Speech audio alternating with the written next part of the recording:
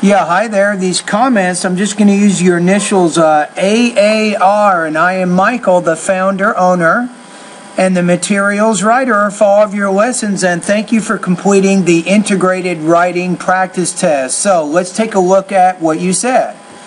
So you say, while the reading passage discusses the positive sides of homeschooling, the listening passage refutes some points mentioned in the reading passage. So it's short, but it's pretty effective in the sense that you're showing what the relationship is between the reading and the listening passage. Okay, now let's take a look at your next paragraph. You say, according to the listening passage, when students learn through homeschool, they will lose many of the personality skills which might be in their colleagues who taught in public schools, especially these social skills.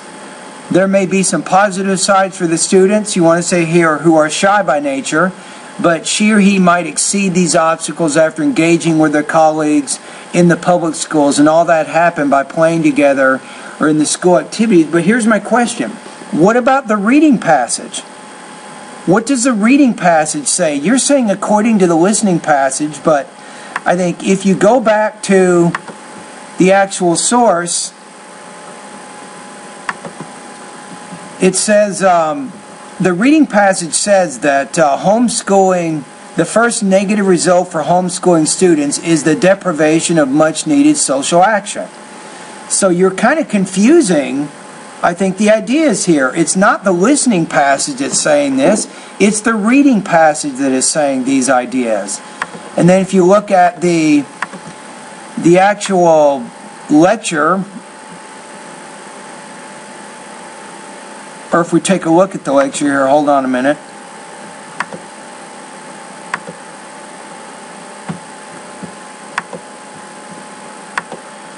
Actually, let me go ahead and bring this up. Hold on a minute.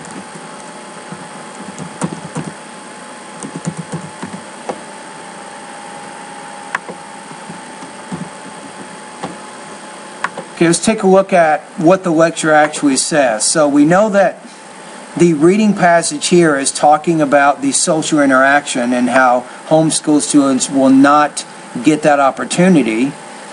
Now, the listening says here, if you look at it, it's saying that the homeschool students have opportunities for socializing, such as social networks and extracurricular activities like clubs and sports. It even downplays the importance of social interaction, saying that certain professions like accounting don't require it. So I think this paragraph here is either inaccurate or you're misrepresenting or confusing information, and it isn't really clear because you only mention the listening passage. It's not clear where the information about the reading is, because if you follow your thesis here, it says the reading discusses the positive sides of homeschooling, the listening refutes some points. Even that's not making really any sense, because the reading passage, if you look at it, it's actually talking about the negative effects of homeschooling.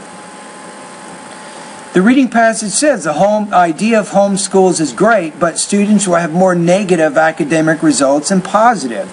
So even when you look at what you wrote here, this is not accurate. So the main thing is, when you're doing writing, academic writing, you want to make sure when you're summarizing that you don't misrepresent or change the meaning of any information, because obviously your score is going to be really low because of that. All right, let's move ahead. You say, nowadays, as the lecture discussed, and how about this? Why is it here when you say listening passage, you say they will lose, you're using future, but then when you talk about the lecture or listening passage here, you're using past? So it's probably better to say the lecture discusses how to use technology as an assistance tool. It has an active role which allows the teachers, you want to say here, to manage the students by educational websites, and they can follow up their assignments or asking and answering questions. Okay, a lot of this is good, but the question is, how does this information disagree with the information in the reading passage? So you neglected to include the information in the reading. So if you look at the reading, you have to look at this idea you want to mention. The concept or success of a homeschool is introduced and managed by irresponsible parents. So that's something that you want to mention. And then, of course, then you can talk about how the lecture is different from that. Now, in this paragraph, you really lost me, because you're not saying here if this information is coming from the reading. You're not saying if this information is coming from the lecture. It isn't clear where this information is coming from. All right, so here we have your essay. To be honest with you, you have a lot of problems with either misrepresenting or leaving out important information or not explicitly stating where your information is coming from. Why is this important in academic writing? This is important because you can be accused of plagiarism. If you take other people's ideas and put them into your paper and you don't acknowledge those sources, that's actually considered plagiarism. So if you're writing, for example, at the graduate level, I know you're a graduate student, you can get yourself into trouble very, very quickly with this type of writing style. So you must acknowledge the sources that you're using all the time, as completely as you can. This becomes very, very important for your academic writing progress, right? Now let's take a look at your score here. I'm going to go to the rubrics right now, and I'll show you how you will score here. I got bad news for you, so you might want to sit down for a minute here.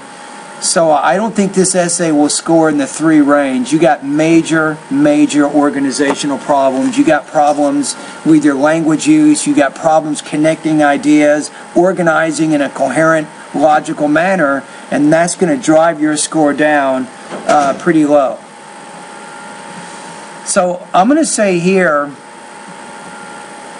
this describes what you've done here. It says your response demonstrates a misunderstanding, or you have completely omitted the overall connection between the lecture and the reading passage. In your case, you're just inaccurate in most cases. So I'm going to put you at 2.0.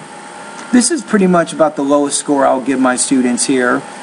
2.0 out of 5, or 14 points out of 30. Now, for the purposes of our writing and for our integrated writing class, this is going to put you at 64% on this assignment. So what do? We know we have the final exam coming up, so you have some organizational issues that you need to solve. It is clear that you don't have a good handle on this type of writing yet, so I would recommend go ahead and take maybe this week and next week, complete some integrated writing practice tests on my website. Once you complete them, send me an email. My TA will give you a score and some comments, and try to make a few adjustments in your organization before you take the final exam. So I really recommend that you do some practice. You do more practice tests before the final exam. That's going to help you develop your organization and your development, so you'll do much better in the final exam. All right, I do have one lesson I'd like you to check out too. Check out my lesson in the, it's a speaking and writing lesson. It's called Speaking Lesson number 7. It'll give you some great tips on how you can organize your ideas.